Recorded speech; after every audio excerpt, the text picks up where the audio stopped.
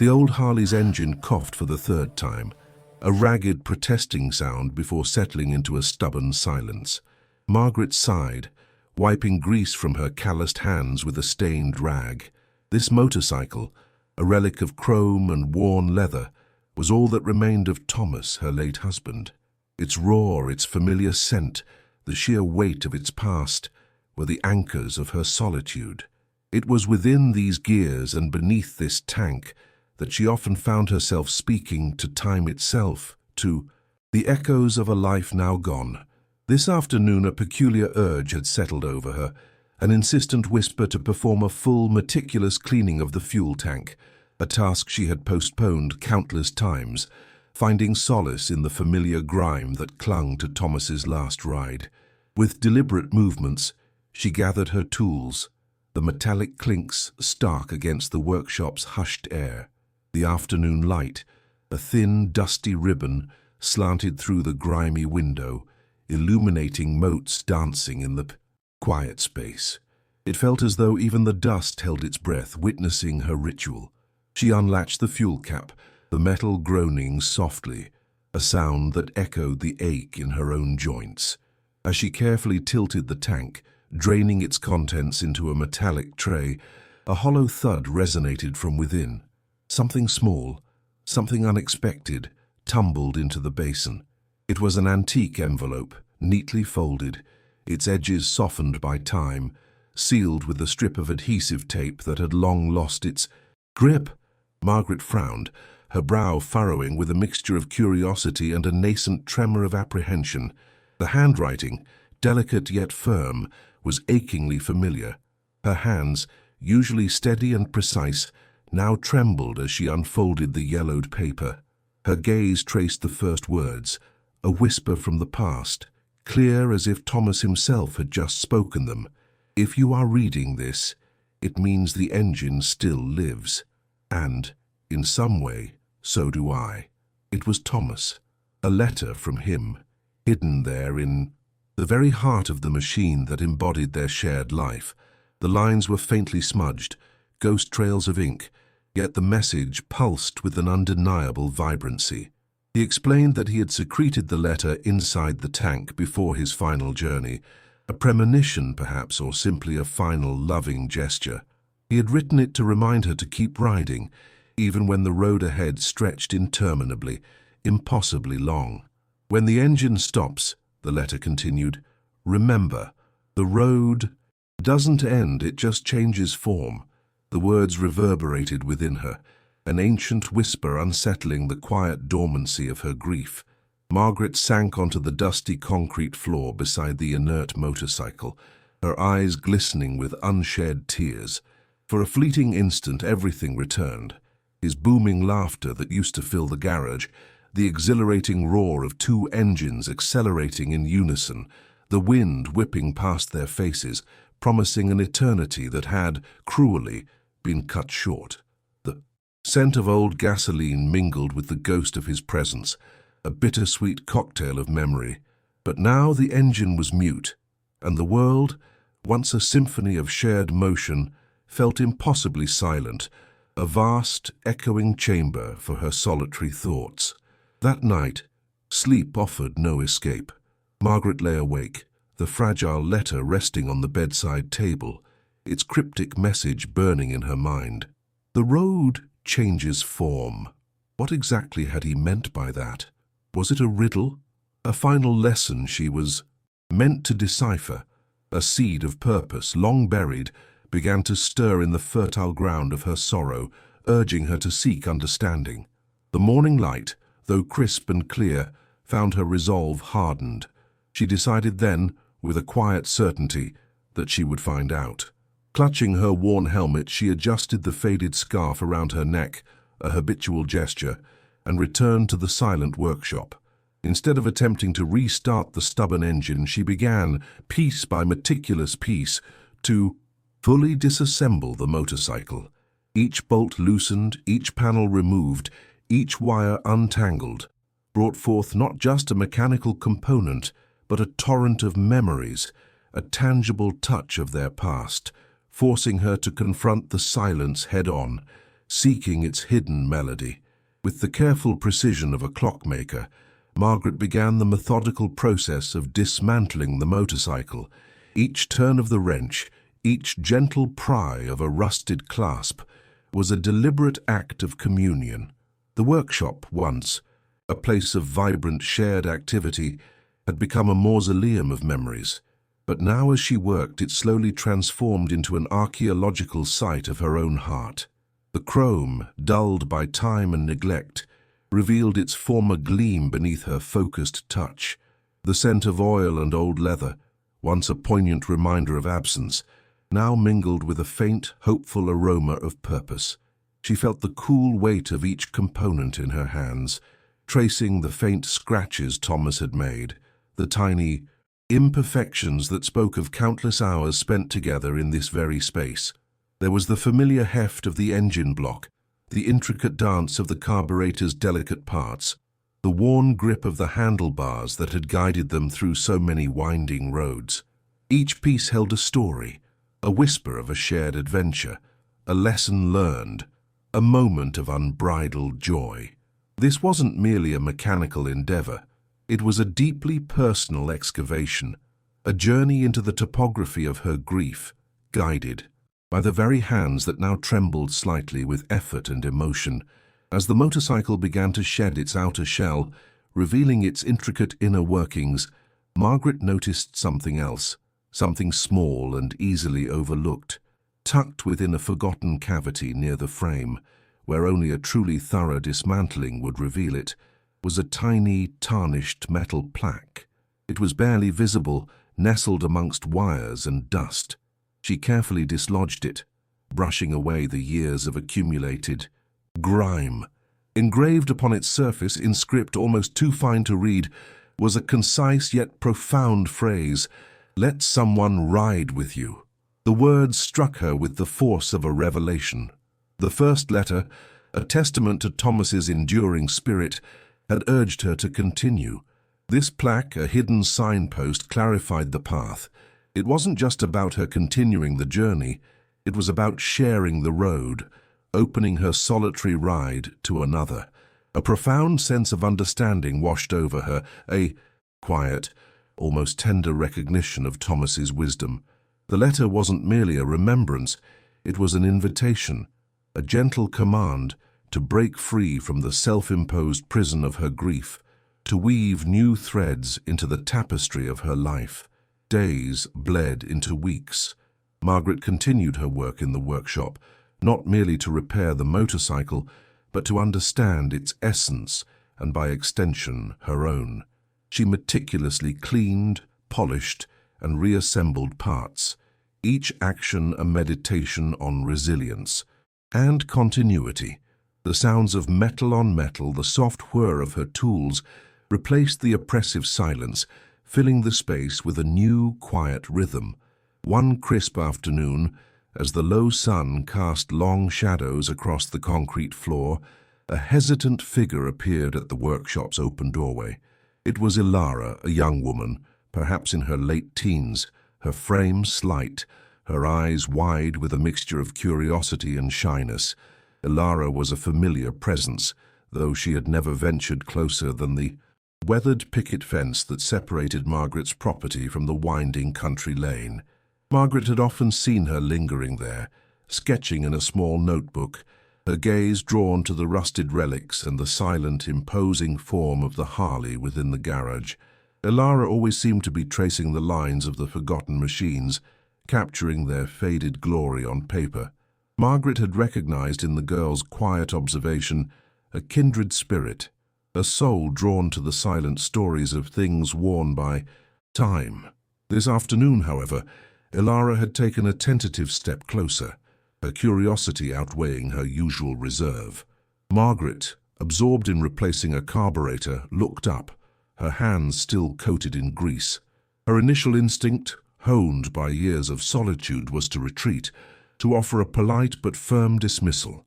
The workshop was her sanctuary, her private space for quiet grief and mechanical communion. Her heart, a weary, guarded fortress, resisted the intrusion. But then, Thomas's words, "Let "Someone ride with you," echoed in her mind, a gentle yet insistent refrain. She observed Ilara's eyes, bright and unburdened by the world's cynicism, fixed not on Margaret's weathered appearance, but on the disassembled engine, its exposed heart. There was no pity, no hurried judgment, just an unvarnished fascination. This was the pure, unfiltered gaze of the young, seeing potential where others saw only age and obsolescence. This was the catalyst Thomas had spoken of, though Margaret hadn't known it until this very moment. A small, almost imperceptible smile touched Margaret's lips, a rare blooming in the arid landscape of her recent past. It felt fragile, unfamiliar, yet deeply authentic. "Want to learn how to fix a motorcycle?" she asked. Her voice, though raspy from disuse, held a surprising warmth, an unexpected invitation that carried the weight of Thomas's hidden message. Ilara's eyes widened further, her expression shifting from apprehension to disbelief. "Me?" she stammered, pointing a tentative finger at her chest. "I don't know anything about that." She looked down at her own clean, unblemished hands, a stark contrast to Margaret's grease-stained ones. The idea seemed preposterous, a world away from her quiet sketches. Margaret chuckled softly, a sound that felt foreign and liberating. It wasn't a mocking laugh, but a tender, understanding one. "Neither did I once," she replied, her gaze lingering on the gleaming, newly polished engine components. "I just needed someone to believe I could." Her words were not just an offer of mentorship, they were a quiet revelation of her own vulnerability, a testament to the belief Thomas had once instilled in her. That first gesture of opening was small, almost reluctant. Margaret simply offered Ilara a worn stool, a clean cloth, and the chance to observe. The girl, still hesitant, accepted. Slowly, tentatively, Ilara began to spend more time in the workshop. She didn't speak much, merely watched, absorbed. Margaret, in turn, didn't demand conversation. The connection between them began to form in the quiet shared space, a wordless understanding born of presence and mutual unspoken respect. It was a subtle, almost imperceptible shift, like the first tendrils of spring pushing through frozen ground. The bond between Margaret and Ilara, nurtured in the quiet hum of the workshop, began to deepen with the steady rhythm of their shared tasks. Ilara, initially a silent observer, slowly found her voice asking hesitant questions about tools, about engine parts, about the arcane secrets of internal combustion. Margaret, in turn, discovered a nascent joy in explaining, in sharing the knowledge that had once belonged solely to her and Thomas.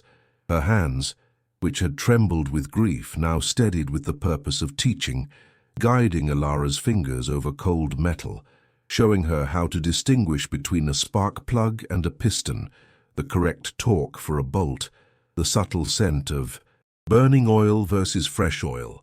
Ilara's hunger to learn was boundless, and soon Margaret realized it wasn't just a casual interest. The girl possessed a keen eye, a natural mechanical intuition, and a quiet determination that mirrored Margaret's own. One afternoon, Ilara confessed, her voice barely a whisper, that she had always felt out of place, adrift in a world that valued superficial appearances over genuine curiosity. She saw in Margaret's workshop not just a place to learn about engines, but a sanctuary, a refuge for the quiet and the contemplative. She had in fact been struggling to find a practical outlet for her precise observations. Her sketches, capturing the intricate mechanics of life, now found a tangible expression in the workings of the Harley. It became clear that Ilara had a need that only Margaret could truly fulfill, a need for a mentor, a guide, someone who saw beyond the surface and recognized her potential. This wasn't merely about fixing a broken engine. It was about mending a fractured sense of self. Ilara, with her earnest questions and unwavering attention, was unknowingly coaxing Margaret's long-dormant talents back to life. Margaret's mechanical expertise, honed over decades alongside Thomas, had been gathering dust alongside her grief. Now with Ilara she was forced to articulate it, to demonstrate it, to transform tacit knowledge into teachable wisdom. With hands that had once trembled from sorrow, Margaret now held the heavy wrench, demonstrating a particular technique for tightening a stubborn bolt. "Feel the resistance, Ilara," she instructed, her voice soft but firm. "It's not just about brute strength. It's about listening to the metal, understanding its limits." The old machine press, which had sat silent for years, sprang back to life with a groan and a hiss, responding to Margaret's expert touch. The scent of hot metal and lubricating oil filled the air, a working aroma that was profoundly different from the stagnant smell of neglected rust. This was the resurrection of a cherished skill, the quiet rekindling of a flame that had threatened to extinguish. The immediate reward was tangible and deeply resonant: Ilara's genuine joy. The first time Ilara successfully dismantled and reassembled a small carburetor, her face lit up with a pure, unadulterated delight that Margaret hadn't witnessed in years. It was a spark of validation, a mirror reflecting a purpose she had believed lost forever. "I did it," Ilara exclaimed, her voice vibrating with triumph. "I actually did it." Margaret watched, a lump forming in her throat, the sight of Ilara's unbridled happiness loosening the tight knot of grief in her own chest. This renewed activity in the workshop also began to stir memories, but they were no longer solely steeped in pain. As Margaret guided Ilara through the intricacies of the engine, anecdotes of Thomas began to surface, not as poignant reminders of loss, but as tender stories of shared passion. "Thomas always said this part was the Harley's heartbeat," she would say, her fingers tracing a particular valve. "He spent hours getting it just right, claimed he could hear what it needed." These memories, once too sharp to touch, now found a softer edge, transforming the crushing weight of her grief into a gentle, warm nostalgia. The workshop, once a place of silent anguish, was slowly becoming a space of cherished remembrance and vibrant new growth. Margaret observed Ilara's focused intensity one afternoon, noting the way the girl's brow furrowed in concentration, the quiet determination in her eyes. It reminded Margaret of herself years ago, when Thomas had first introduced her to the mysteries of engines. But she also sensed a deeper, unspoken longing in Ilara, a vulnerability masked by her eager competence. Ilara often spoke of her parents, busy professionals whose demanding schedules left little room for the quiet, contemplative pursuits Ilara cherished. Margaret recognized the quiet solitude, the yearning for connection that resonated so deeply with her own recent past. This was no longer just about teaching mechanics, it was about nurturing a soul. Margaret moved from a reactive helper to a proactive mentor, understanding that her own healing was interwoven with her capacity to care for others. She began to offer her time and wisdom more continuously, beyond just the technical lessons. She taught Ilara the subtle art of listening to an engine's subtle murmurs, comparing them to the quiet anxieties of life.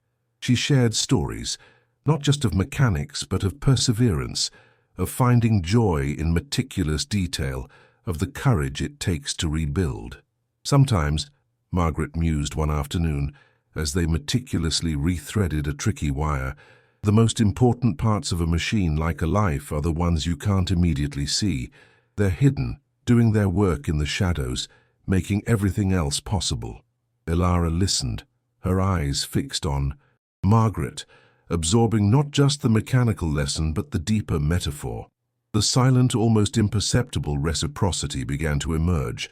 Ilara, in her presence and genuine curiosity, was breaking down the walls of Margaret's isolation, drawing her back into the vibrant flow of life. Margaret had not realized how much she had been shrinking, how the world outside the workshop had faded into a blurry backdrop against her grief. But Ilara's questions, her observations, her simple presence were making the world visible again. She began to notice the scent of freshly cut grass from beyond the fence, the distant call of a bird, the way the light shifted across the garage floor throughout the day. She was not just teaching Ilara, she was also learning anew to inhabit her own life. She paused, holding a delicate piston rod, gazing out the open garage door at the road stretching out, seemingly endless. Thomas's words echoed, "The road doesn't end, it just changes form." She felt a profound shift within her, a recognition that the road he spoke of was not just the asphalt beneath the tires, but the journey of her own spirit. She realized then that Thomas's last letter and the plaque were not just about memory, but about permission. Permission to live, to teach, to connect, to open her heart again. She remembered the feeling of him, a steady presence guiding her hands during their early days of tinkering. Now, it was her turn to be that steady presence. Her own talents, once vibrant then dormant, were awakening. She had thought they had died with Thomas, but Ilara had proven otherwise. Stop for a moment. What talent of yours lies dormant, waiting for the right person to awaken it? What small magic do you possess, hidden within the quiet corners of your heart, eager to be shared? The renewed activity in Margaret's workshop, once a haven of solitary grief, began to ripple outward, subtly altering the landscape of her quiet life. The metallic clang of tools, the faint scent of oil, and the occasional burst of shared laughter between Margaret and Ilara became the new, gentle soundtrack of the neighborhood. People who had long grown accustomed to Margaret's quiet retreat, her closed-off existence since Thomas's passing, began to notice. Mr. Henderson, the owner of the small hardware store a few blocks away, a man known for his brusque demeanor and a gaze that rarely lingered beyond the transaction at hand, was one of the first to observe the change. For years, his interactions with Margaret had been confined to curt nods and brief exchanges about screws or spare parts, her face usually a stoic mask of polite sadness. But lately, when Margaret visited his store, he saw a subtle shift. Her eyes, though still carrying the weight of memory, held a new glint of purpose. Her shoulders, once slightly bowed, seemed straighter. He even caught her smiling once, a soft, genuine smile, as she described a particularly challenging engine repair to him, her hands animating the explanation. He grunted, a familiar sound, but his usual indifference had been pierced by a pinprick of admiration, a quiet, unspoken acknowledgement that something within her had rekindled. The circle of her influence slowly expanded. News, like a gentle breeze, carried the story of the old widow and the young girl who now spent their afternoons breathing life back into forgotten machines. Soon, other inquiries began to trickle in. A neighbor, Mr. Jenkins, whose rusty lawnmower had refused to start for months, hesitantly approached Margaret, asking for advice. Another Mrs. Davenport, a kindly woman with a perpetually anxious expression, inquired if Margaret could offer a quick glance at her sputtering garden tiller. Margaret, armed with a new sense of value and a rekindled confidence, responded to these requests with quiet dignity and an unwavering willingness to help. There was no grand fanfare, no sudden proclamations of her newfound role. Her kindness was practical, her wisdom applied. She didn't just fix machines, she listened to the stories behind them, the cherished memories of a father teaching his son to mow the lawn, the joy of a grandmother tending her prize-winning roses. These were not mere mechanical problems, they were threads of human connection, and Margaret began to weave them back into her own narrative. The workshop, once just a place of repair, became a hub of quiet community. People would stop by, ostensibly for advice, but lingering for a moment of quiet conversation, drawn by the gentle hum of activity and Margaret's calming presence. She shared cups of herbal tea, stories of Thomas, and lessons not just about engines, but about patience, about the inherent dignity of honest work, and about the unexpected beauty of starting over. The metallic plaque, "Let someone ride with you," which had been the catalyst for her opening, now transformed its meaning. It wasn't just an instruction from Thomas, it was a living truth. Margaret found herself offering not just a space in her workshop, but a space in her life. The letter, once a symbol of a past promise, now guided her present. She would reread it often, its words a compass pointing towards shared wisdom rather than solitary sorrow. The very motorcycle, meticulously reassembled by her and Ilara, its parts humming with renewed life, was no longer a monument to loss, but a vibrant testament to new beginnings, a tangible representation of her courage to embrace the present. The once distant gaze of the community began to warm. The indifference she had faced, a subtle but pervasive social barrier, started to recede.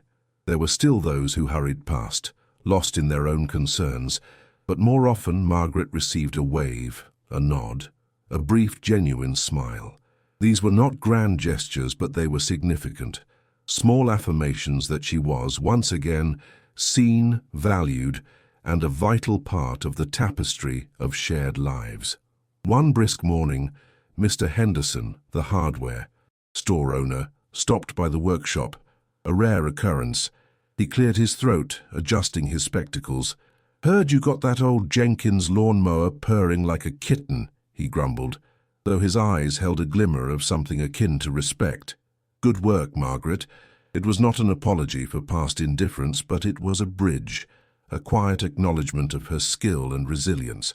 Margaret simply smiled, a serene, unhurried expression. "Some engines," she replied, her gaze sweeping over the tools, "just need a little patience, Mr. Henderson, and someone willing to listen to what they need." Her calm dignity disarmed any lingering brusqueness, replacing it with a quiet understanding that passed between them. She had begun to subtly adapt the wisdom from Thomas's letters. She kept a small worn notebook filled with her own observations about life and mechanics. She started jotting down not just technical notes, but small pieces of advice, tender metaphors for life that had emerged. From the grease and the metal, the motorcycle, now gleaming and fully functional, had become a canvas for shared dreams, a symbol of mentorship rather than a mere vessel for solitary reflection. Ilara, under Margaret's careful tutelage, had blossomed into a confident young mechanic, her hands moving with a practiced grace that belied her youth. The student was ready to take flight, and Margaret, the steady teacher, was ready to watch her soar. The culmination of Margaret and Ilara's shared journey arrived not with a dramatic flourish, but with the quiet dignity of a well-repaired engine humming to life. The motorcycle, Thomas's beloved Harley, now stood in the center of the workshop, restored to its former glory, imbued with the spirit of both past and future. Its chrome glinted, its leather seats gleamed, and its engine, after countless hours of painstaking work, purred with a deep, resonant tone, a sound of profound contentment. It was a testament to Margaret's resilience, Ilara's dedication, and the invisible threads of connection that had bound them together. The workshop doors were thrown wide open that afternoon, not for a grand celebration, but for a simple farewell. A handful of neighbors, drawn by the open doors and the unusual quiet buzz of expectation, gathered outside. Mr. Henderson stood among them, his arms crossed, a rare, almost softened expression on his face. Mrs. Davenport offered Margaret a plate of freshly baked cookies, a gesture of warm appreciation. They were not there for a spectacle, but to witness a passage, to acknowledge the quiet transformation they had observed in Margaret and in the space itself. Ilara, dressed in a sturdy leather jacket Margaret had helped her mend, stood beside the motorcycle, a helmet tucked under her arm. Her eyes, usually so intently focused, now held a mixture of excitement and a touch of melancholy. She was ready to embark on her own journey, to test the skills and the quiet wisdom Margaret had imparted. Margaret placed a hand on Ilara's shoulder, a gesture heavy with affection and pride. She handed Ilara a small, leather-bound journal, not Thomas's letter, but a new blank one, ready for Ilara's own reflections, her own discoveries. The actual antagonist of indifference embodied by the community's initial distance and Margaret's own internalized solitude found its resolution in this shared moment. Mr. Henderson, surprisingly, stepped forward. His voice, usually gruff, was tinged with a new reverence. "Margaret," he said, extending a hand, "Thomas would be proud, and we're all grateful for what you've brought back to this place, to us." It was not an explicit apology for the years of neglect, but an acknowledgement, a validation of her renewed presence, a public recognition of her silent strength. Margaret simply smiled, a radiant, unburdened expression that erased years of sorrow from her face. She no longer felt the invisible cloak of invisibility.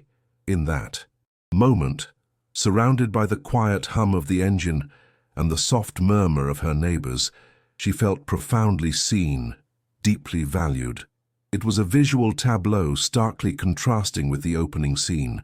Instead of being alone in a silent house, haunted by ghosts of the past, she stood at the heart of a vibrant, reconnected community, radiating a quiet joy that transcended words. Ilara swung her leg over the motorcycle, the engine rumbling to life with a powerful, confident roar.